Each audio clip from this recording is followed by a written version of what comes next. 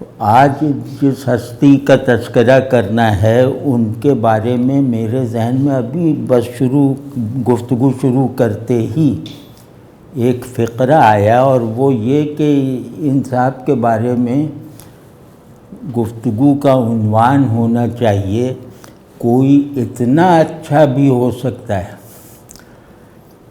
تو یہ اس گفتگو کا عنوان رکھ دیجیے گا۔ تو یہ تھے کرنل شیر محمد صاحب رحمہ اللہ، جن کا انتقال حال ہی میں ہوا ہے، یہ کووڈ میں۔ تو ان کو میں نے جب پہلی مرتبہ دیکھا، ہوتا یہ ہے کہ کوئی آدمی بہت ہی خاص ہو نا، مطلب جس آدمی کے جیسے لوگ معاشرے میں نہ پائے جائیں، وہ اتنا خاص ہو مثبت جہت میں، تو اسے دیکھنے والا فوراً بھانپ لیتا ہے۔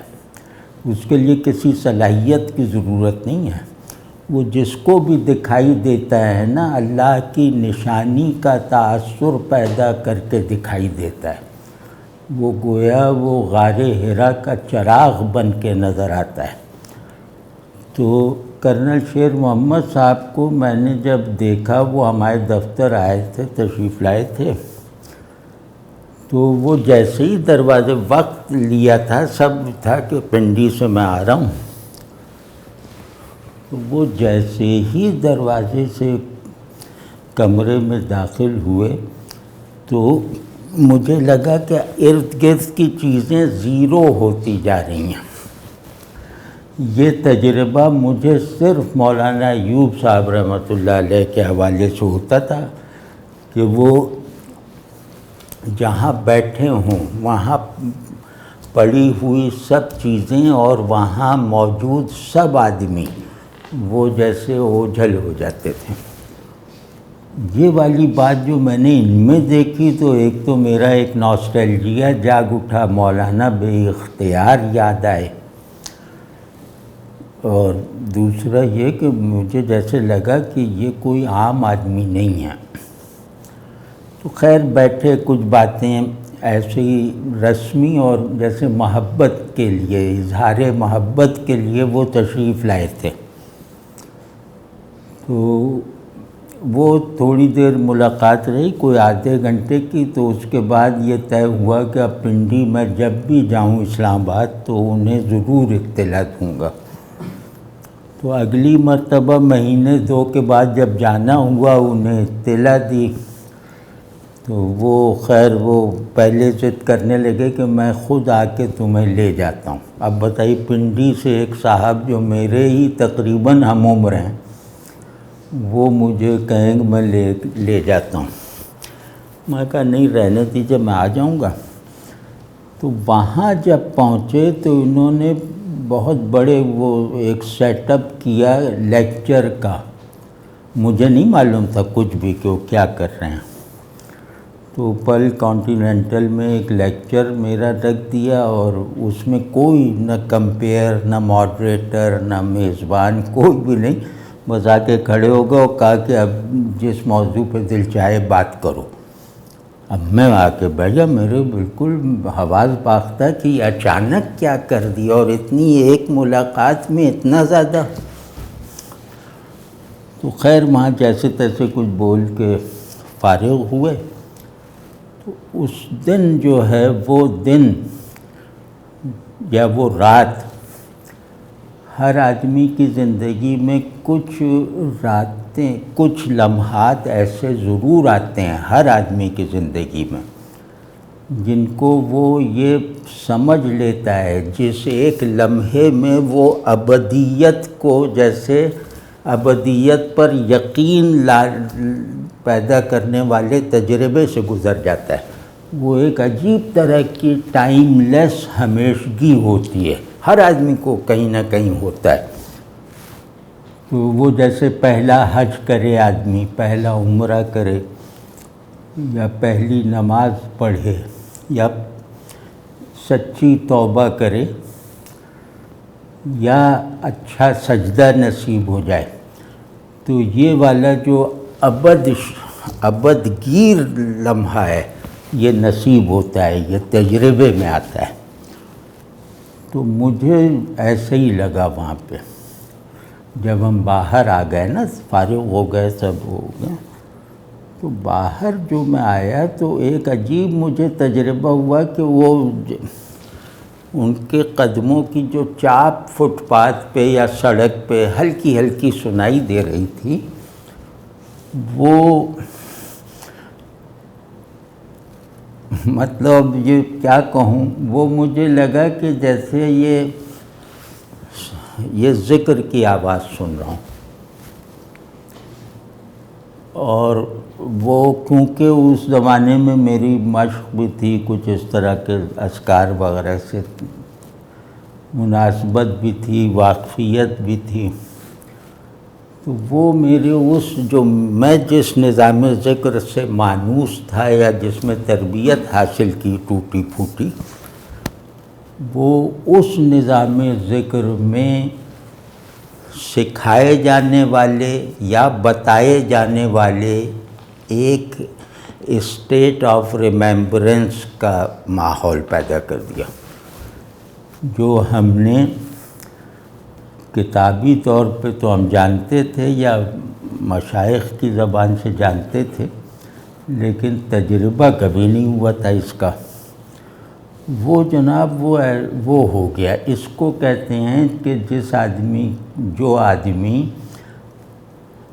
جس کا نفس ذکر میں فنا ہو جائے، جس کے حافظے میں اللہ کے سوا کوئی چیز بھی اپنے ہونے کا بار بار احساس نہ دلائے، تو یہ جو دوام ذکر کی کیفیت ہے، یہ جس خوش نصیب کو حاصل ہو جائے، اس کے کانٹیکٹ میں آنے والی ہر چیز ذاکر بن جاتی ہے یا ذکر کا حصہ بن جاتی ہے۔ یہ کامل ترین لوگوں کی پہچان ہے، مطلب یہ عام مشائخ سے بھی اس کی توقع نہیں ہوتی۔ میں انہی اصطلاحوں میں بات کر رہا ہوں۔ تو میں ایک دم ہیبت زدہ بھی رہ گیا۔ ایک چیز ہوتی نا، جہاں آدمی کسی کو انتہا پر دیکھے، اس انتہا کو جانتا نہ ہو، اس انتہا میں چھپی ہوئی آخری حد تک جو ممکنہ انسانی بلندی ہو سکتی ہے، انتہا ہو سکتی ہے، وہ دیکھ تو رہے ہیں، لیکن یہ کہ ہم نے پہلے کبھی نہیں دیکھا، ہم نے پہلے کبھی نہیں سوچا۔ تو اس میں ایک عجیب طرح کی حیرانی اور یقینی دید سے پیدا ہونے والا تیقن، یہ جمع ہو جاتا ہے۔ تو جس بیچارے کو یہ نصیب ہوتا ہے، اس پر اس شخص کی یا اس منظر کی ہیبت اور کشش جمع ہو کر جو ہے وہ یلغار کرتی ہے۔ تو ہیبت اور کشش یہ ہیومن پرسیپشن، ہیومن احساسات یا ہمارے اندر کسی چیز کو جاننے، پرکھنے، ایکسپیرینس کرنے اور نہ جاننے کے تجربے سے گزرتے ہوئے جانی جا سکنے والی بلندیوں کو دیکھنے کا جو حال نصیب ہوتا ہے، اس میں چیزیں اپنے تعین سے نکل جاتی ہیں، یعنی احساسات بھی اپنی فارمیشن سے نکل جاتے ہیں، خیالات بھی اپنی باؤنڈریز سے کراس کر جاتے ہیں، اور ان کے درمیان آپس میں جو فرق ہوتا ہے جس کے ہم عادی ہوتے ہیں، وہ فرق اس لیے ٹوٹ جاتا ہے کہ جس ہیبت کو ہم جانتے تھے وہ یہ اس سے زیادہ ہیبت ہے، یعنی اس سے زیادہ بزرگی ہے، اور جس کشش سے ہم واقف تھے، یعنی تجربے سے نہیں، لغت پڑھ کے کشش کے جو معنی ہم جانتے تھے، وہ جیسے وہ لفظ اور وہ معنی بالکل ناکافی ہوتے ہیں، اور ان کے اندر ایک بلاسٹ سا ہوتا ہے کہ نہ لفظ ہمارا وہاں کام آتا ہے، نہ اس چیز کا کوئی عنوان بن پاتا ہے، نہ اس تجربے کی کوئی ساخت قابل شناخت حالت میں ہمیں محسوس ہوتی ہے۔ تو اللہ جانتا ہے کہ جس کو حیرت محمودہ کہتے ہیں صوفیوں میں، اس کا مجھے پہلا تجربہ وہاں ہوا۔ اور میں اب آپ سمجھ لیں کہ میں اس زمانے میں تو بہت محنت بھی کرتا تھا، مراقبات اور یہ سب بھی، تو میرے لیے تو یہ ایسا تھا کہ جیسے اچانک جو ہے کوئی ظہور ہو جائے۔ مطلب یہ تجربہ ایسا ہی تھا میرے لیے کہ اچانک اللہ کی کسی ایسی شان نے اپنا ظہور فرما دیا ہے جو کم ہی لوگوں پہ ہوتا ہے۔ اس کا ظہور بھی کم لوگوں پہ ہوتا ہے، اس کا صدور تو خیر لاکھوں کروڑوں میں ایک پہ ہوتا ہے۔ مطلب ان سے صدور ہوا، ہم پہ ظہور ہوا، تو جو مجھ ایسے پہ وہ ظہور ہوا وہ بھی یقینی بات ہے کہ بہت ہی تھوڑے لوگوں کو خوش قسمتی سے نصیب ہوتا ہے اور اتفاقاً ہوتا ہے۔ تو جب میں نے یہ دیکھا تو میں پھر مطلب کچھ دیر کے لیے بالکل جیسے حیران، ششدر، مؤدب، اور اس کے ساتھ ساتھ یہ ڈر کہ ان پہ ظاہر نہ ہونے پائے کہ میں انہیں اپنی بساط بھر سمجھ چکا ہوں۔ یہ بہت ضروری ہوتا ہے، کوئی بڑے آدمی کا کوئی راز آپ پہ کھل جائے نا تو کبھی اس سے بیان نہ کریں، وہ اس سے پھر آپ کا وہ تعلق نہیں رہ جائے گا، اور وہ مطلب اس کے لیے پریشانی کا سبب بنے گا۔ تو یہ بہرحال بڑے لوگوں کو دیکھنے کی وجہ سے مجھے یہ ادب جیسے معلوم تھا، تو میں ایک دم وہ ہو گیا، پھر ادھر ادھر باتیں کر کے میں جلدی سے چلا گیا۔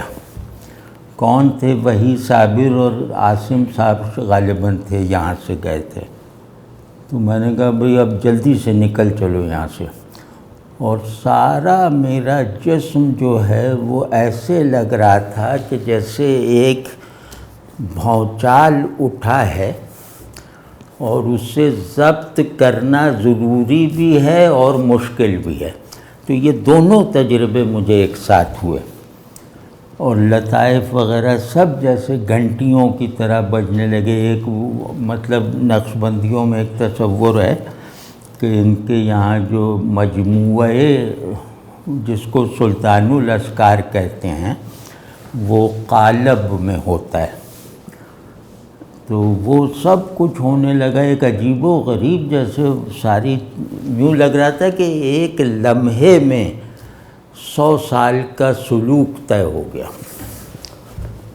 اللہ جانتا ہے، محسوس تو اپنے محسوسات کی بات کر رہا ہوں، جو محسوسات کبھی مشائخ کے ساتھ بیٹھ کر بھی نصیب نہیں ہوئے، طریقت وغیرہ میں ترقی کے محسوسات، اور ان کو تو نہ نقش بندیت کا کچھ پتہ نہ کچھ، وہ تو بات کی بات ہے۔ تو اس کے بعد جیسے مجھے یہ لگا کہ میری زندگی جو ہے اس کو مکمل معنویت آج ملی ہے، اور مطلب ہر آدمی، آپ کا ہر استاد، آپ کا ہر دوست، آپ کا شاگرد، والدین، یعنی جن سے آپ کا تعلق خیر کی بنیاد پر ہے، حق کی بنیاد پر ہے، وہ آپ کی زندگی میں معنویت کا ایک نیا عنصر داخل کر دیتے ہیں۔ یعنی مجھے اپنی طرف دیکھ کر زندگی کے معنی نہیں معلوم ہوں گے، آپ لوگوں کو دیکھوں گا تو اپنی زندگی کا مصرف سمجھ میں آئے گا، مقصد سمجھ میں آئے گا، اور زندگی سے ایک بے لوث محبت ہوگی، مطلب سیلف لیس محبت ہوگی۔ تو یہ سب ہمارے تجربات تھے، ظاہر ہے بہت بڑے بڑے لوگوں کو دیکھا، اور بھائیوں سے بڑھ کر 100-150 دوستوں کے ساتھ رہتا تھا، تو یہ سب جیسے تعلق اور تعلق سے ودیت ہونے والی معنویت، اس کا شاید مجھے تجربہ اپنے سب دوستوں سے زیادہ ہے۔ تو یہ تو میرے لیے معمول کی بات تھی کہ ایک آدمی کس معنی کو ایکسپیرینس کروا دیتا ہے، یہ آدمی کس حالت کو جو ہے وہ میرے اندر منتقل کرتا ہے ہر ملاقات میں، اور اگر یہ نہ ملے تو وہ حالت پجمردہ ہو جاتی ہے، اتنا حصہ جیسے جسد وجود کا اتنا حصہ سن ہو جاتا ہے، پھر جب دیکھ لیتا ہوں تو پھر بیدار ہو جاتا ہے۔ تو یہ میرا طرز احساس ہے شروع سے، جوانی سے، کہ مجھے سب لوگوں کی اہمیت، وقت اور اپنے لیے ان کی افادیت معلوم ہوتی ہے۔ تو لیکن یہ سارا کچھ اس 5 منٹ کا 1-2 منٹ میں یہ سارا کچھ جیسے بکھرا ہوا تھا، یا جیسے یہ دائرہ مکمل نہیں ہوا تھا ابھی، یہ دائرہ اس دن کھٹ سے مکمل ہو گیا، اور وہ سارے جو اجزاء ہیں وہ مل کے ایک کل بن گئے، اور وہ کل ایسا ہے کہ وہ احسان مندی پیدا کرتا ہے، فخر نہیں۔ تو جیسے احسان مندی محسوس ہوئی، اور پھر بڑی بڑی چیزیں ہوئیں۔ تو میں نے، اب آپ سوچ لیں کہ جس کے ساتھ گزرے ہوئے کچھ وقت نے آپ کو زندگی کی حقیقت میں سے شرابور کر دیا ہو، اور آپ کو یہ احساس دلا دیا ہو کہ اب زندگی کے کوئی بڑے معنی انشاءاللہ اوجھل نہیں رہ گئے، یعنی اب زندگی میں معنویت نہیں، اب معنی کی تلاش ختم ہو گئی، اب کوئی اور چیز ہے جو نصیب ہوگی تو ہم شروع کریں گے۔ تو یہ ہماری زندگی کا تکمیلی لمحہ تھے یہ صاحب، کہ اس دن زندگی اپنی حقیقت کے ساتھ اس رات کو مکمل ہو گئی تھی۔ اب جیسے وہ ایسے ہی چل رہا ہے، یا پتہ نہیں اچھا ہی چل رہا ہوگا، لیکن اب ویسے ہی ہے۔ تو یہ صاحب تھے کرنل شیر محمد صاحب، اور پھر اس کے بعد جب ان سے تعلق ہوا، اور میں نے کبھی ان پہ اظہار نہیں کیا کہ بھئی آپ کی وجہ سے مجھے یہ فائدے ہو گئے، کبھی نہیں۔ وہ ہمیشہ جیسا وہ مجھے دیکھنا چاہتے تھے ویسا بن کے ان کے ساتھ رہتا تھا۔ یہ چیز بہت کم لوگ سمجھ سکتے ہیں کہ آپ کا ایک مرید بنا ہوا ہے، وہ ہے اصل میں آپ کا شیخ، حقیقت میں وہ شیخ ہے اور ہم نالائق مرید ہیں، لیکن اب وہ مصر ہے اس بات پہ کہ اسے مرید سمجھا جائے اور خود جیسے پیر بننے کی اداکاری کی جائے، تو یا استاد شاگرد اس طرح۔ تو وہ شاگردوں کی طرح چاہتے تھے رہنا، ہمیں وہ سمجھتے تھے کہ ہم کو استاد بن سکتے ہیں ان کے۔ تو لیکن اس پیچیدگی کو، اس نزاکت کو بہت ہی کم لوگ محسوس کر سکتے ہیں کہ ایک آدمی پاس ادب میں استاد بننے پہ راضی ہو گیا، ایک آدمی ان کو خوش کرنے کے لیے استاد بننے پہ راضی ہو گیا۔ اور میں ویسے ہی رہتا تھا، پھر اچھا وہ سوال کریں میں جواب دیتا تھا، اور ہر جگہ جیسے اسی طرح وہ مجھے پیش کرتے تھے۔ تو اب آپ سمجھے کہ ایک جو تقریباً نایاب وصف ہے، یا اولیاء اللہ کے بھی کی صف اول کے لوگوں کو نصیب ہوتا ہے، وہ ہے اپنے کمالات سے مکمل بے خبری، اپنے کسی بھی کمال، اپنی ٹھوس نیکیاں، اپنے مطلب جو بالکل عمل کی طرح ہیں، عمل تو بالکل ٹھوس ہوتا ہے نا، اپنی بالکل ٹھوس نیکیوں اور حسنات کو بھی لمحے بھر سے زیادہ اپنے ذہن میں جگہ نہ دینا، اور آج کی ہوئی نیکی کو کل مکمل طور پر فراموش کر دینا۔ تو یہ جو ٹائپ تھا، یہ ان کا ٹائپ تھا، یہ مجھ پہ جیسے کھل سا گیا تھا۔ تو اس وجہ سے میں ان کے ذوق میں خلل نہیں پیدا کرتا تھا، بس جیسے وہ چاہتے تھے ویسے رہتا تھا۔ اب میں ان صاحب کا میری ان سے زیادہ ملاقاتیں نہیں رہیں، لیکن انہوں نے مجھے اپنا کوئی مشیر اور مصلح اور کچھ کاؤنسلر سا بنا لیا تھا۔ مطلب یہ خود کہتے تھے کہ میری بعض باتیں تمہارے سوا کسی کو نہیں معلوم یا کسی سے میں نے نہیں کی۔ وہ جنرل احسن ان کے سب سے قریب ترین دوست، وہ کہتے بھی تھے کہ میرا سب سے قریبی دوست جنرل احسن محمود ہیں۔ وہ خیر اللہ انہیں سلامت رکھے۔ وہ ظاہر ہے کہ کرنل شیر جس کو اپنا سب سے محبوب دوست کہیں تو اس کے اندر بھی بڑی باتیں ہوں گی نا۔ تو خیر، تو وہ زیادہ تر اس طرح کی باتیں ہوتی تھیں کہ اپنی پریشانیاں، اپنی فکر مندی، اپنے گھر کے حالات میں کچھ ایسی چیزیں جو ان کے خیال میں بدلنی چاہیے وغیرہ وغیرہ، اور کچھ آزمائشیں، کچھ تکلیفیں، یا ان کے ایک صاحبزادے تھے وہ جوانی میں فوت ہو گئے ایکسیڈنٹ میں، ایک ہی صاحبزادے تھے، باقی صاحبزادیاں ہیں ماشاءاللہ، تو ان کا صدمہ ان کو بہت گہرائی میں تھا، لیکن وہ بالکل بس گہرائی میں تھا، گم ہوا تو وہ کبھی کبھی تنہائی میں انہیں یاد آتا ہوگا تو اس پر کچھ گفتگو کرنا، تو اس طرح کی باتیں وہ ہم سے کرتے تھے، اور جس کو میں کہہ سکتا ہوں کہ شاید میں ان کا رازدار تھا۔ کوئی ایک بات بھی اس میں ایسی نہیں ہے کہ ان کی خلوت میں ہونے والی کوئی روحانی سرگرمی ہو پر مبنی ہو، کبھی نہیں۔ مجھے یقین ہے کہ وہ سجدہ کرتے ہوں گے تو حالت حضوری میں کرتے ہوں گے۔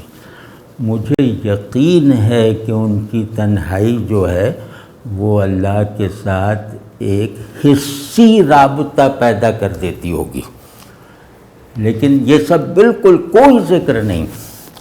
ذکر ہے تو یہ کہ فلاں آدمی ایسا کہہ رہا تھا، فلاں وہ کہہ رہا تھا، اب میں کیا کروں، مطلب مذہبی باتوں میں تو مطلب جیسے اپنے دل کی بھڑاس نکال لیتے تھے، بعض جگہوں پہ مشورہ لیتے تھے۔ اب جو میں بات کہنے والا ہوں، انہوں نے اپنے کچھ مسائل، ان کے مسائل کی کچھ قسمیں ایسی تھیں جو دنیا میں کوئی بھی کامیاب آدمی آسانی سے حل کر سکتا ہے۔ یعنی بعض مسائل ایسے تھے کہ وہ طاقت سے حل ہو سکتے تھے، بعض مسائل تھے جو پیسے سے حل ہو سکتے تھے، بعض مسائل تھے جو تعلقات سے حل ہو سکتے تھے۔ یہ ساری چیزیں انہیں حاصل تھیں۔ امیر آدمی تھے، طاقتور آدمی تھے، فوج میں بڑے بڑے جرنیل ان کے مریدوں کی طرح تھے، یعنی تعلق میں بھی بہت وہ تھے۔ تو یہ اپنے آپ کو تکلیف پہنچانے والے کسی بھی شخص سے توبہ کروا سکتے تھے، اس کو اپنے قدموں پہ جھکا سکتے تھے۔ یعنی جن جن لوگوں نے انہیں تکلیف دی ہوگی ان میں سے کوئی ایسا نہیں تھا کہ کرنل شیر 15 منٹ میں اس کو بالکل تہس نہس نہ کر دیتے، لیکن کبھی نہیں، مطلب اس آدمی کے سامنے بھی جو ان کے لیے بظاہر کوئی مسئلہ نہیں ہونا چاہیے، اس کے سامنے بھی بالکل جیسے عاجزی سے درخواست کرتے تھے کہ یا یہ نہ کرو، اور ایسا 10 مرتبہ بھی کہنا پڑتا تھا تو عاجزی سے کہتے تھے۔ یہ ناقابل تصور وصف ہے۔ بھائی مجھ جیسا کوئی آدمی برداشت کر لے کسی کی تکلیف، کسی کی پہنچائی ہوئی تکلیف، تو اب ظاہر برداشت کرنے کے علاوہ چارہ کیا ہے، لیکن وہ تو بہت طاقتور آدمی تھے، اور بہت ہر طرح، یعنی اپنے مخالف کو زیر کرنے، اپنے ایذا دینے والے کو سزا دینے کے تمام تر اسباب انہیں اس طرح حاصل تھے کہ 15 منٹ نہ لگتے. یہ 15 منٹ میں ہو سکنے والا یقینی کام جو شرعاً صحیح ہوتا، جو دینی طور پہ بھی صحیح ہوتا، اس کو یہ 15 سال جھیلتے رہے. یہ بہت یہ فنائے نفس کی انتہا ہے. اسی طرح انہیں رسول اللہ صلی اللہ علیہ وسلم سے ماشاءاللہ بہت ہی خصوصیت کے ساتھ عشق تھا. مطلب ایسا کہ دیکھ کر لگتا تھا کہ ہم تو محبت کی الف بے نہیں جانتے. تو وہ جیسے ان کے اندر آنسو گرتے ہوئے دکھائی دیتے تھے. ویسے تو ویسے بیٹھے رہتے تھے، لیکن ایک جھٹکا سا لگتا تھا رسول اللہ صلی اللہ علیہ وسلم کا ذکر اگر ہو، اور ان کا چہرہ بدل جاتا تھا جب آپ صلی اللہ علیہ وسلم کا تذکرہ ہو رہا ہو. اور سیدنا عمر سے رضی اللہ تعالیٰ عنہ سے بہت زیادہ جیسے محبت اور عشق اور بہت زیادہ تھا. اور غالباً ان دونوں ہستیوں کی انہیں بار بار زیارات بھی ہوتی تھیں اور بیداری میں. غالباً مجھ سے کبھی نہیں کہا انہوں نے، لیکن لگتا ہے ایسا. اس بات کا پتہ مجھے ایک موقع پر چلا کہ میں نے ان سے کہا کہ آپ کوئی خاص عمل وغیرہ کرتے ہیں یا کیا کرتے ہیں؟ کہنا کوئی نہیں، ایسا کوئی نہیں. میں کہا آپ کو میں جب دیکھتا ہوں لگتا ہے کہ آپ کے 2 شیخ ہیں، ابو بکر و عمر، اور مجھے تو یہ محسوس ہوتا ہے کہ وہ مسلسل آپ کی طرف فیض رسانی کی نیت سے دیکھ رہے ہیں. یہ واقعی مجھے لگتا تھا، اور مجھے یہ نہیں معلوم تھا کہ حضرت عمر سے ان کا کیا تعلق. تو ایک دم جیسے بہت شرما کر، بہت گھبرا کر کہنے لگا اب آپ سے کیا، اب آپ تو جان گئے. تو مجھے جو ہے واقعی ایسا ہے، اور سیدنا عمر سے مجھے جیسے ہر وقت کا تعلق میسر ہے. تو وہ ان دونوں حضرت ابو بکر کی طرح تنہائی، جتنی بابرکت اور عظمت والی تنہائی حضرت ابو بکر کو نصیب ہوئی ہے، وہ غیر انبیاء میں کسی کو نہیں ہوئی. مطلب 3 طرح کی، ایک غار ثور میں اور وہ سب پورے سفر میں رسول اللہ صلی اللہ علیہ وسلم کے ساتھ، پھر میدان بدر میں اس خیمے میں رسائی حاصل کرنا جہاں آپ صلی اللہ علیہ وسلم دعا کر رہے تھے رو رو کر، اور اس میں آپ صلی اللہ علیہ وسلم کو تسلی دینے کی، وہ یہ کسی کے بس کی بات نہیں تھی کہ جا کے آپ صلی اللہ علیہ وسلم سے یہ کہے کہ اللہ آپ کو ضائع نہیں جانے دے گا. غار ثور میں رسول اللہ صلی اللہ علیہ وسلم نے ابو بکر کو تسکین دی. اس کے بعد بدر میں ابو بکر نے رسول اللہ صلی اللہ علیہ وسلم کو تسلی دی. تو یہ کیا ہوا؟ یہ اس تنہائی کا فیضان ہے جو انہیں رسول اللہ صلی اللہ علیہ وسلم کے ساتھ ملی اور بدر کے اس خیمے میں تکمیل کو پہنچی. تو خیر وہ تنہائی یقیناً انہیں صدیقی خلوت کا فیضان تھا. اور پھر سیدنا عمر کی 2 چیزیں ایسی تھیں. ایک تو آپ لوگوں کو یاد ہے کہ وہ حضرت عمر کا ایک لقب تھا صحابہ کے زمانے میں، ابو الفقراء. آج بھی مواجہ شریف میں جائیں نا، کوئی عرب آپ کے ساتھ ہو تو وہ سلام کرتے ہیں نا شیخین کو بھی، تو وہ انہیں ابو الفقراء کہتے ہیں، انہیں خلیفۃ الرسول کہتے ہیں صلی اللہ علیہ وسلم.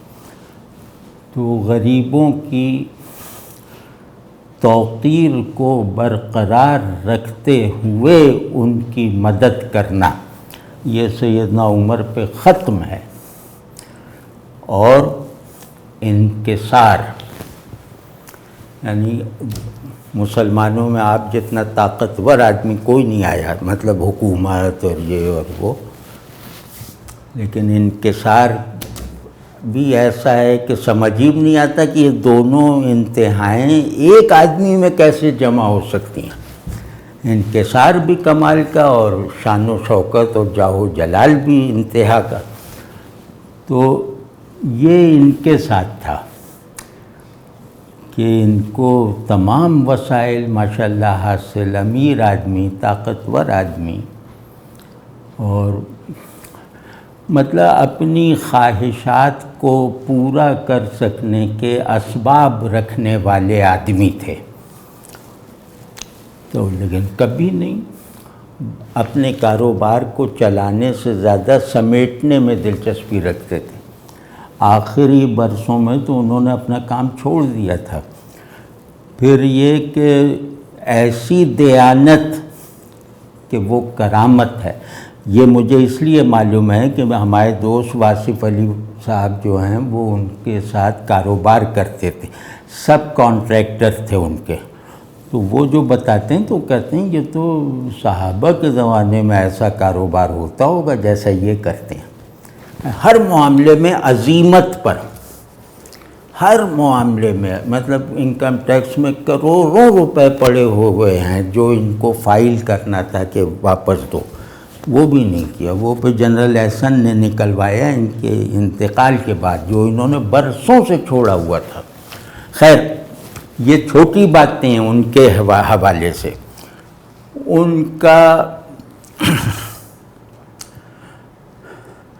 ان کا کوئی جاننے والا ایسا نہیں ہے جو یہ نہ کہتا ہو کہ میں نے ایسا آدمی کوئی اور نہیں دیکھا۔ مطلب 200 آدمی ان سے ملے ہوں اور 200 کے 200 اس ایک بات پر متفق ہوں کہ ہم نے ایسا کوئی اور نہیں دیکھا۔ پھر ان کے تمام دوست جو تھے وہ کسی یا اکثر دوست کسی نہ کسی پہلو سے ان کے احسان مند، مطلب وہ عجیب طرح کی سخاوت ایسی تھی ان کی کہ ایسا لگتا تھا کہ حاتم طائی اگر کلمہ پڑھ لیتے تو وہ کرنل شیر محمد بنتے۔ مطلب ناقابل یقین فیاضی اور سخاوت کہ ان کے اچھے جو دوست تھے وہ ان سے اپنی ضرورتیں چھپانے کا اہتمام کرتے تھے کہ کہیں ایسا نہ ہو کہ ان کو پتہ چلے وہ آ کے کہیں کہ مکان خرید دو یا خرید کے آپ کو پرچہ تھما دیں۔ مطلب وہ ایسے آدمی تھے کہ اگر انہیں معلوم ہو جائے کہ آپ کے پاس گھر نہیں ہے یا آپ نے گھر بنانا شروع کیا ہے، پیسے نہیں ہیں، تو وہ آپ کو بتائے بغیر گھر کی تکمیل کروا دیں گے۔ تو مطلب ان کی امداد لاکھوں اور کروڑوں میں ہوتی تھی، ہزاروں اور سینکڑوں میں نہیں۔ تو اب یہ سخاوت، پھر وہ جتنے وسائل رکھتے تھے مادی اور مالی، وہ چاہتے تو وہ اسلام آباد وغیرہ میں خوب بڑا گھر بنا کے رہ سکتے تھے، مطلب ان کے لیے کوئی مسئلہ نہیں تھا۔ وہ اپنی ساس صاحبہ، اپنے برادر نسبتی کے لیے وہ اپارٹمنٹ میں رہے، عسکری کے اپارٹمنٹ میں، یعنی وہ عسکری وقت میں گھر بھی نہیں تھا، اپارٹمنٹ تھا فرسٹ فلور پہ۔ اور یہ وہ شخص ساری عمر ایسا کرتا رہا اپنے سسر صاحب کی محبت میں، جن کو وہ اپنا بہت بڑا محسن سمجھتے تھے، ان کا تذکرہ بہت بلند لفظوں میں کرتے تھے۔